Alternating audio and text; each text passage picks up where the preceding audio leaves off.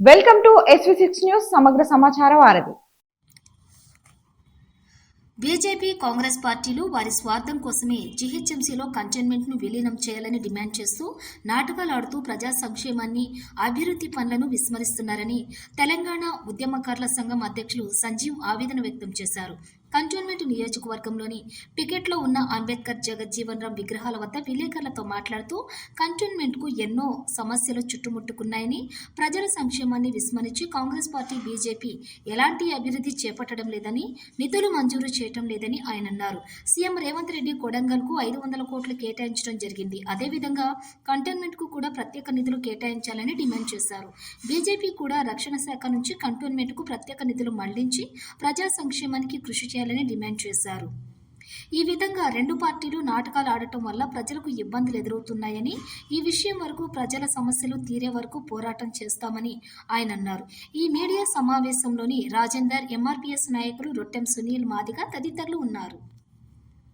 BJP నాయకులు, cantonment board member గారు వారు మరి జిహెచ్ఎంసీ కన్నా కంటోన్మెంటే మేలు, కంటోన్మెంట్ ఉండడం వల్లనే ఎక్కువ లాభాలు జరుగుతాయి, జిహెచ్ఎంసీలో మర్జీ అయితే 1-2 లాభాలు మినహా ప్రజలకు ఏమి ఇబ్బంది మరి లాభం ఉండదు. ఇన్ ఫ్యూచర్లో ట్రాఫిక్ సమస్య, రకరకాల సమస్యలు వాళ్ళు చెప్పుకుంటూ వచ్చిండ్రు. ముఖ్యంగా నేను చెప్పదలిచింది ఏంటంటే, వాస్తవ పరిస్థితి మీడియా ద్వారా ప్రజలకు కానీ ఈ బీజేపీ, కాంగ్రెస్ పార్టీ వాళ్లకు నేను చెప్పదలిచింది ఏంటంటే, వాస్తవానికి కంటోన్మెంట్ ఉంటే బీజేపీ పార్టీకి లాభము, కేంద్ర గవర్నమెంట్కి లాభము. జిహెచ్ఎంసీలో విలీనమైతే కాంగ్రెస్ పార్టీకి లాభము, ఎమ్మెల్యే గారికి లాభం. ఇది వాస్తవ పరిస్థితి. ఎందుకనంటే కంటోన్మెంట్ ఉంటే కంటోన్మెంట్ బోర్డు ఎన్నికలు అవుతాయి. ఆ కంటోన్మెంట్ బోర్డు ఎన్నికలు అవ్వడం ద్వారా సెంట్రల్కు పవర్స్ ఉంటాయి, తర్వాత ఇక్కడ బోర్డు మెంబర్కు పవర్స్ ఉంటాయి. అదే జిహెచ్ఎంసీలో విలీనం అవ్వడం ద్వారా రాష్ట్ర ప్రభుత్వానికి మేలు జరుగుతుంది. పూర్తి పవర్స్ అనేవి రాష్ట్ర ప్రభుత్వంలోకి వెళ్ళిపోతాయి. కంటోన్మెంట్ వాళ్ళకి కానీ ఈ సెంట్రల్ గవర్నమెంట్ వాళ్ళ పవర్స్ అని వెళ్ళిపోతాయి. ఇక్కడ జరుగుతున్న సమస్య ఏంటంటే, కేవలం మాకు పవర్స్ కావాలని జిహెచ్ఎంసీ కోరుకుంటుంది రాష్ట్ర ప్రభుత్వం, ఈరోజు బోర్డు మెంబర్. వాస్తవానికి ఒక పక్క ఈరోజు జిహెచ్ఎంసీలా కంటోన్మెంట్ విలీనం చేస్తే పూర్తిగా కేంద్ర ప్రభుత్వము ఏది కంటోన్మెంట్ బోర్డుకు సంబంధించిన పూర్తి అధికారాలు బీజేపీ గవర్నమెంట్ కోల్పోతుంది. కాబట్టి ఈరోజు ఎమ్మెల్యే గారికి సగమే పవర్స్ ఉన్నాయి, రిమైనింగ్ కంటోన్మెంట్ పవర్స్ వీళ్ళకి వర్తించాయి.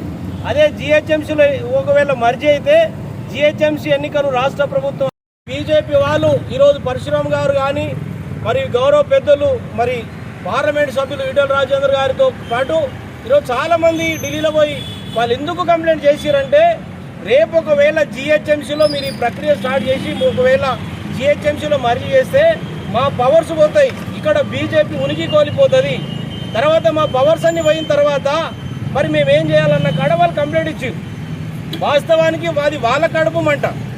ఇక్కడ కాంగ్రెస్ శ్రీ గణేష్ గారు కానీ వికాస్ మంచ్ వాళ్ళు ఎందుకు పోరాటం చేస్తున్నారంటే, ఈరోజు జిహెచ్ఎంసీలో విలీనం కావడం వల్ల ఆ కంటోన్మెంట్ పవర్స్ అంతా కూడా ఈ ఎమ్మెల్యే గారికి, కాంగ్రెస్ పార్టీకి, గవర్నమెంట్కి వస్తాయి. కాబట్టి వీళ్ళ పవర్ కోసము, వీళ్ళ స్వార్థం కోసం వీళ్ళు కొట్టాడు.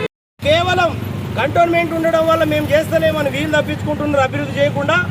లేకపోతే జిహెచ్ఎంసీలో మర్జీ కావట్లేదని చెప్పేసి వాళ్ళు అడ్డుకుంటున్నారు. కేవలం అభివృద్ధిని రెండు పార్టీలు అడ్డుకుంటున్నాయి, కేవలం ఈ అభివృద్ధిని అడ్డుకుంటున్నాయి. ఈరోజు ముమ్మాటికి ఈరోజు కంటోన్మెంట్ ఉండడం వల్ల ఎవరికి ఏ నష్టం లేదు. జిహెచ్ఎంసీలో విలీనం అవ్వడం వల్ల ఆ స్వర్గం కిందికి రాదు, భూమి పోయి స్వర్గంలో పోదు, ఏమీ కాదు. రాష్ట్ర గవర్నమెంట్, కేంద్ర గవర్నమెంట్ కలిపి అవి ఏవైతే ప్రజల కోసము సంక్షేమ అభివృద్ధి పథకాలు మేనిఫెస్టో ద్వారా ప్రకటించిండ్రో అవి ఒకవేళ నిజం చేస్తే ప్రజలు అభివృద్ధి అవుతారు. ఈరోజు పథకాల మీద వీళ్ళకి చిత్తశుద్ధి లేదు, అభివృద్ధి మీద వీళ్ళకి చిత్తశుద్ధి లేదు, సంక్షేమం మీద వీళ్ళకి చిత్తశుద్ధి లేదు. ఈరోజు ప్రజలకు ఇచ్చినటువంటి కేంద్ర రాష్ట్ర ప్రభుత్వాలు మేనిఫెస్టో ద్వారా రాష్ట్ర ప్రభుత్వం 6 గ్యారంటీలు ఇచ్చింది, కేంద్ర ప్రభుత్వం వాళ్ళ పరిధిలో వాళ్ళు ఇచ్చిండ్రు. అవి గాలి గిడిచిపెట్టి కేవలం టైంపాస్ చేస్తూ ప్రజలకు మోసం చేస్తూ ఉన్నారు. కాబట్టి కంటోన్మెంట్ ప్రజలకందరూ విజ్ఞప్తి చేస్తూ ఉన్నా, ఈరోజు జిహెచ్ఎంసీలో విలీనం అయితే ఈరోజు కంటోన్మెంట్ బోర్డు మెంబరు ఏదైతే ఉన్నారో ఆర్ రామకృష్ణ గారు, వాళ్ళ పవర్స్ పోతాయి. వాళ్ళు అందుకోసమే పోరాటం చేస్తున్నారు.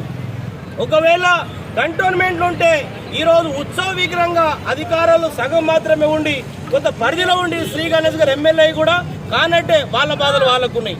వీళ్ళ బాధల కోసం కొట్లాడుతూ ప్రజలు మభ్యపెడుతూ ఉన్నారు.